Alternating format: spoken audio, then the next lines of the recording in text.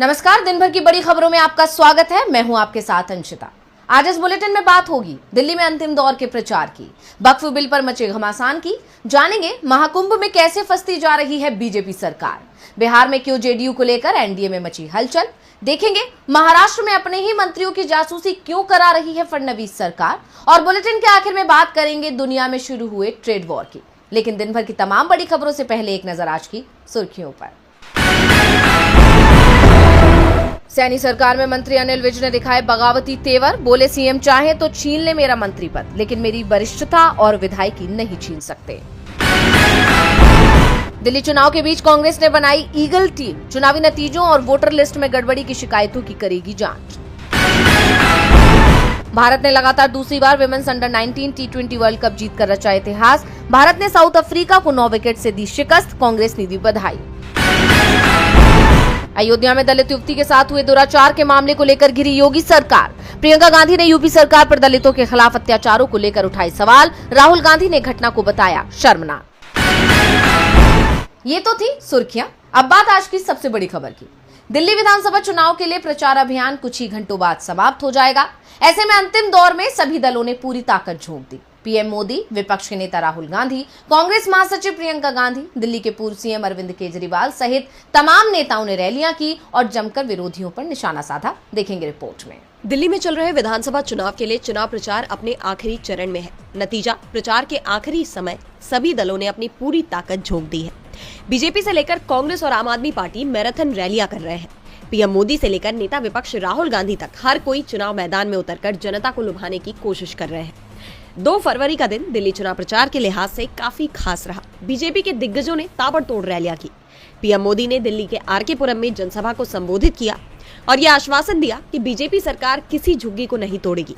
राजनाथ सिंह से लेकर नायब सिंह सैनी भी चुनावी मैदान में नजर आए। इसके अलावा कांग्रेस सांसद प्रियंका गांधी भी सीमापुरी पहुंची, जहां उन्होंने मोदी सरकार पर बजट को लेकर निशाना साधा। उन्होंने कहा कि सरकार ने हर चीज पर जीएसटी लगा रखी है, सब कुछ महंगा है। बच्चों की स्कूल ड्रेस, मोजे, जूते, साड़ी, बिंदी, कॉपी किताबों पर जीएसटी लगा दी है। देश में हर तरफ महंगाई है। इसके अलावा मल्लिकार्जुन खड़गे और राहुल गांधी ने भी आम जनता को संबोधित किया। वहीं दिल्ली में सत्ताधारी दल आम आदमी पार्टी ने भी जमकर प्रचार किया। पंजाब के सीएम भगवंत मान ने दिल्ली के राजेंद्र नगर में रोड शो किया। इन सब के अलावा पूर्व सीएम केजरीवाल ने बीजेपी पर गंभीर आरोप लगाते हुए चुनाव आयोग से शिकायत की। अरविंद केजरीवाल ने मुख्य चुनाव आयुक्त को चिट्ठी लिखी। उन्होंने नई दिल्ली विधानसभा क्षेत्र में इंडिपेंडेंट इलेक्शन ऑब्जर्वर नियुक्त किए जाने की मांग की। अब चुनाव आयोग केजरीवाल की चिट्ठी पर क्या एक्शन लेता है, ये तो देखने वाली बात होगी। दिल्ली में घमासान मचा हुआ है तो संसद में भी घमासान मचने वाला है। 3 फरवरी को वक्फ संशोधन बिल की रिपोर्ट जेपीसी की तरफ से पेश की जाएगी। अब विपक्ष तो इस रिपोर्ट पर ही सवाल उठा रहा है। ऐसे में दिल्ली चुनाव से ठीक पहले जिस तरह से इसे संसद में पेश किया जा रहा है, उससे पूरी मोदी सरकार ही अब सवालों में आ गई है। और सवाल इस बात पर भी हो रहे हैं कि क्या सरकार इसे पास करा पाएगी। देखिए रिपोर्ट। वक्फ बिल पर जेपीसी बैठकों का दौर खत्म हो गया है, लेकिन अब तक इस पर घमासान छिड़ा हुआ है। एक तरफ जेपीसी अध्यक्ष जगदम्बिका पाल 3 फरवरी को इस बिल में प्रस्तावित संशोधनों पर अपनी रिपोर्ट लोकसभा में पेश करने की तैयारी में है, लेकिन इससे पहले ही ये रिपोर्ट सवालों के घेरे में आ गई है। विपक्षी सांसदों ने इस रिपोर्ट को लेकर जेपीसी पर गंभीर आरोप लगाए। जेपीसी मेंबर और कांग्रेस सांसद सैयद नसीर हुसैन का कहना है कि इस रिपोर्ट को लेकर उनके असहमति नोट में उनकी परमिशन के बिना ही एडिट कर दिया गया। उन्होंने अपने सोशल मीडिया पर ट्वीट कर लिखा कि वक्फ संशोधन विधेयक 2024 पर जेपीसी के सदस्य के रूप में मैंने विधेयक का विरोध करते हुए एक असहमति नोट प्रस्तुत किया। चौंकाने वाली बात यह है कि मेरे असहमति नोट के कुछ हिस्सों को मेरी जानकारी के बिना ही एडिट कर दिया गया। जेपीसी पहले ही तमाशा बनकर रह गई थी, लेकिन अब वे और भी नीचे गिर गए हैं। इसके साथ ही उन्होंने अपने सोशल मीडिया हैंडल पर अपना असहमति नोट और फाइनल रिपोर्ट के कुछ पेज भी शेयर किए। हुसैन ने सवाल उठाते हुए कहा कि आखिर विपक्ष को चुप कराने की कोशिशें क्यों की जा रही हैं। आपको बता दें कि वक्फ संशोधन विधेयक पर संसद की संयुक्त समिति ने मसौदा कानून पर रिपोर्ट को 15-11 बहुमत से अपनाया है। विपक्षी सदस्यों ने रिपोर्ट पर असहमति जताई थी और जेपीसी की रिपोर्ट के साथ अपना असहमति नोट भी दिया था, जो जेपीसी अध्यक्ष लोकसभा स्पीकर के पास लेकर गए थे। लेकिन अब ये आरोप कि इन नोट में हेरफेर की गई, इसने जेपीसी की कार्यप्रणाली पर निष्पक्षता पर सवाल खड़े कर दिए हैं। विपक्षी सांसद अभी भी इस बिल के विरोध में हैं। यहाँ तक कि पीडीपी चीफ महबूबा मुफ्ती ने मुख्यमंत्री नीतीश कुमार और चंद्रबाबू नायडू को चिट्ठी लिखकर अपील की कि हम तो विरोध नहीं कर सकते, लेकिन आप अपने सांसदों को बोले कि वो संसद में इस बिल का विरोध करें। मौजूदा हालात में एक बार फिर इस बिल को लेकर विवाद गहराता नजर आ रहा है। ऐसे में संसद में इस बिल के पेश होने पर जबरदस्त बहस की उम्मीद जताई जा रही है, लेकिन सवाल अब भी यही है कि क्या इस बार ये बिल पास हो पाएगा। बहरहाल ये आने वाले वक्त में साफ हो जाएगा। वक्फ बिल पर तो सरकार पहले से ही घिरी हुई थी, तो अब महाकुंभ में 28 और 29 जनवरी को मची भगदड़ को लेकर भी उसकी मुसीबत बढ़ती दिख रही है। मामला सुप्रीम कोर्ट पहुंच गया है और कोर्ट 3 फरवरी को इस मामले में सुनवाई करेगा। विपक्ष इसे लेकर बीजेपी सरकार को घेर रहा है, तो दूसरी तरफ महाकुंभ प्रशासन भगदड़ में विदेशी साजिश की तलाश करता दिख रहा है। देखिए रिपोर्ट। प्रयागराज महाकुंभ में हो रही घटनाओं को लेकर योगी सरकार चौतरफा घिर गई है, क्योंकि सिर्फ भगदड़ का ही एक मामला नहीं है, बल्कि कई घटनाएं लगातार हो चुकी हैं। दावा तो यहां तक किया जा रहा है कि कई घटनाएं तो ऐसी हैं जो छुपा दी गई हैं। लेकिन भगदड़ के मामले में अब योगी सरकार बुरी तरह घिर गई है, क्योंकि मामला सुप्रीम कोर्ट पहुंच गया है और जनहित याचिका पर सुप्रीम कोर्ट सुनवाई के लिए राजी हो गया है। अब 3 फरवरी को चीफ जस्टिस संजीव खन्ना और जस्टिस संजय कुमार की बेंच सुनवाई करेगी। जनहित याचिका में प्रयागराज महाकुंभ में हुई भगदड़ पर स्टेटस रिपोर्ट और इसके लिए जिम्मेदार अधिकारियों पर कार्रवाई की मांग की गई है। सुप्रीम कोर्ट के वकील विशाल तिवारी ने जनहित याचिका दाखिल की है। इस याचिका में सभी राज्यों द्वारा कुंभ मेला क्षेत्र में सुविधा सेंटर खोलने की मांग की गई है, जिससे गैर हिंदी भाषी लोगों को सुविधा मिले। याचिका में मांग की गई है कि ऐसे आयोजनों में वीआईपी मूवमेंट सीमित किया जाए, ज्यादा से ज्यादा स्पेस आम आदमी के लिए रखा जाए। याचिका में बड़े धार्मिक आयोजनों में भगदड़ से बचने और लोगों को सही जानकारी दिए जाने के लिए देश की प्रमुख भाषाओं में डिस्प्ले बोर्ड लगाने, मोबाइल व्हाट्सएप पर राज्यों द्वारा अपने तीर्थयात्रियों को जानकारी दिए जाने की मांग की गई है। कुंभ जैसे बड़े धार्मिक आयोजनों में देश के दूसरे राज्यों से आने वाले गैर हिंदी भाषी लोगों की सुविधा के लिए सभी राज्यों को कुंभ में मेडिकल हेल्प डेस्क स्थापित किए जाने की मांग की गई है। और अब इस मामले में 3 फरवरी को सुनवाई होगी। ऐसे में मामले में सुनवाई के बाद देखना होगा कि सुप्रीम कोर्ट का क्या रवैया होता है। लेकिन इस खबर ने ही डबल इंजन सरकार की नींद उड़ा दी है। महाकुंभ हादसे ने बीजेपी की सरकार को सवालों में खड़ा कर दिया है, तो बिहार में नीतीश कुमार के तेवरों से भी बीजेपी चिंता में है। नीतीश कुमार के करीबी विधायक ने दिल्ली में पूर्णिया के सांसद पप्पू यादव से मुलाकात की है। पप्पू यादव गांधी परिवार के करीबी माने जाते हैं। ऐसे में चर्चाएं शुरू हो गई हैं कि क्या नीतीश कुमार कुछ खेला करने वाले हैं। नीतीश कुमार की प्रगति यात्रा का चौथा चरण शुरू हो गया है। इस बीच बड़ी खबर यह आ रही है कि नीतीश के करीबी विधायक गोपाल मंडल ने पूर्णिया से निर्दलीय सांसद पप्पू यादव से मुलाकात की है। जेडीयू विधायक गोपाल मंडल की पप्पू यादव से मुलाकात की तस्वीरें सोशल मीडिया पर तेजी से वायरल हो रही हैं।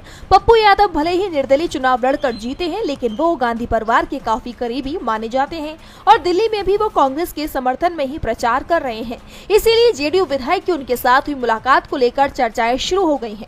बता दें कि सीएम नीतीश कुमार 1 फरवरी को अपनी प्रगति यात्रा को लेकर भागलपुर पहुंचे थे। जेडीयू विधायक गोपाल मंडल इस दौरान नीतीश के साथ नहीं दिखे। बाद में खबर आई कि वो दिल्ली में हैं और अब दिल्ली में उनकी पप्पू यादव से मुलाकात ने अचानक सियासी हलचल मचा दी है। हाल ही में पप्पू यादव ने भी नीतीश से मुलाकात की थी। सवाल हो रहे हैं क्या नीतीश कुमार महागठबंधन में शामिल होने का रास्ता तो नहीं बना रहे हैं, क्योंकि गोपाल मंडल ने भी अपने बयान में यही कहा है कि नीतीश कुमार के आदेश पर दिल्ली आए हैं। वैसे जेडीयू का स्टैंड क्या रहने वाला है ये जल्द ही साफ हो जाएगा, क्योंकि संसद में वक्फ संशोधन बिल पेश होने वाला है और कहा जा रहा है कि जेडीयू के अंदर इसे लेकर दो फाड़ के हालात है। ऐसे में गोपाल मंडल का पप्पू यादव से मुलाकात की खबर के बाद से ही बीजेपी के अंदर भी हलचल मच गई है। नीतीश कुमार पर बीजेपी लगातार नजर बनाए हुए है। वो जहां भी जाते हैं बीजेपी का कोई ना कोई बड़ा नेता उनके साथ होता है। फिर भी नीतीश बीजेपी के साथ खेला कर सकते हैं और इसके चलते बीजेपी डरी हुई दिख रही है। और अब महाराष्ट्र की फडणवीस सरकार पर आरोप लगाया जा रहा है कि वो राज्य में अपनी सबसे बड़ी सहयोगी शिवसेना के प्रमुख और डिप्टी सीएम एकनाथ शिंदे की भी जासूसी कर रही है। तो क्या है पूरी खबर, देखिए रिपोर्ट। महाराष्ट्र में लगातार महायुति के बिखरने की चर्चा हो रही है। इस बीच सामना के संपादकीय में उद्धव ठाकरे की शिवसेना ने देवेंद्र फडणवीस और एकनाथ शिंदे को लेकर बड़ा दावा किया है। इसमें कहा गया है कि फडणवीस और शिंदे में अनबन है। उद्धव की शिवसेना ने आरोप लगाते हुए कहा कि बीजेपी शिंदे और उनके लोगों के फोन टैप करवा रही है। शिंदे टूट गए हैं, शून्य में चले गए हैं। शिंदे को शक है कि दिल्ली में एजेंसियां उनकी गतिविधियों पर नजर रख रही हैं। इसको लेकर शिंदे परेशान हो गए हैं। शिंदे दोबारा मुख्यमंत्री न बनाए जाने के चलते पहले ही सदमे से जूझ रहे हैं और एक बार फिर मुख्यमंत्री बनने के लिए संघर्ष कर रहे हैं। फडणवीस इस बात से वाकिफ है। फडणवीस और शिंदे दोनों के बीच फिलहाल कोई खास रिश्ता नहीं रहा है। सामना में ये भी कहा गया है कि शिंदे खुद को अपमानित करने के दर्द से बाहर आने को तैयार नहीं है।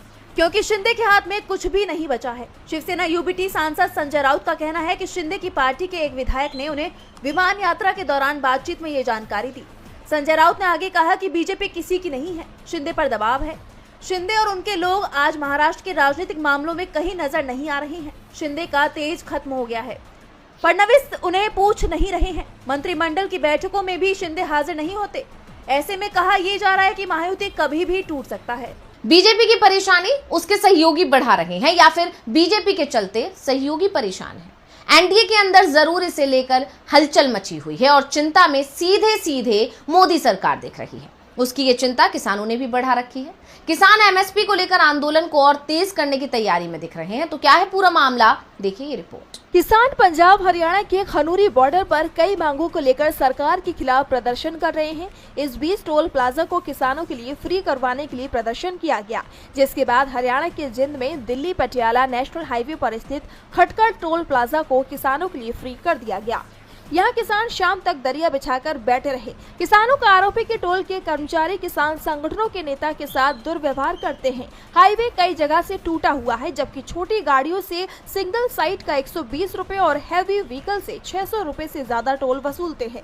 इसी के साथ किसान सरकार द्वारा पेश किए गए बजट से खुश नहीं है। किसानों को उम्मीद थी कि सरकार इस बार के बजट में उनकी मांगों का ध्यान रखेगी, लेकिन एक बार फिर उन्हें निराशा हाथ लगी है। ऐसे में एक बार फिर उन्होंने सरकार के खिलाफ मोर्चा खोलने की तैयारी शुरू कर दी है।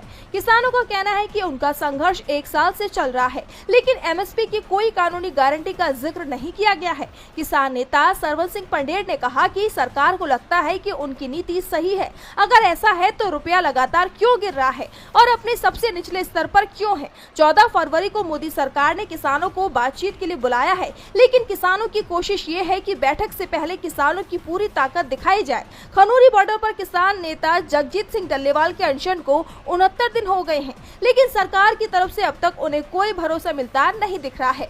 ऐसे में अब किसानों का फोकस इसी महीने आयोजित होने वाली 3 महापंचायतों पर भी है। इसके लिए पंजाब, हरियाणा और राजस्थान में लोगों से बैठक की जा रही है, यानी सरकार के खिलाफ किसान एक बार फिर बड़ा आंदोलन कर सकते हैं। और बुलेटिन के आखिर में बात अमेरिका के एक्शन से दुनिया में शुरू हुए ट्रेड वॉर की। अमेरिका के राष्ट्रपति डोनाल्ड ट्रंप ने मैक्सिको, कनाडा और चीन पर टैरिफ लगा दिया है। इसके बाद से इन देशों की तरफ से पलटवार किया गया है और ट्रंप बैकफुट पर दिख रहे हैं। तो पूरी दुनिया में चिंता भी दिख रही है। क्या है खबर, देखिए रिपोर्ट। अमेरिका के राष्ट्रपति डोनाल्ड ट्रंप ने पूरी दुनिया में ट्रेड वॉर छेड़ दी है और अब उनके फैसलों के खिलाफ चीन वर्ल्ड ट्रेड ऑर्गेनाइजेशन यानी WTO जाने की तैयारी में है। चीनी वाणिज्य मंत्रालय ने एक बयान जारी कर कहा कि चीन चीनी वस्तुओं पर अमेरिका के अतिरिक्त 10% टैरिफ का दृढ़ता से विरोध करता है और इस फैसले की कड़ी निंदा करता है।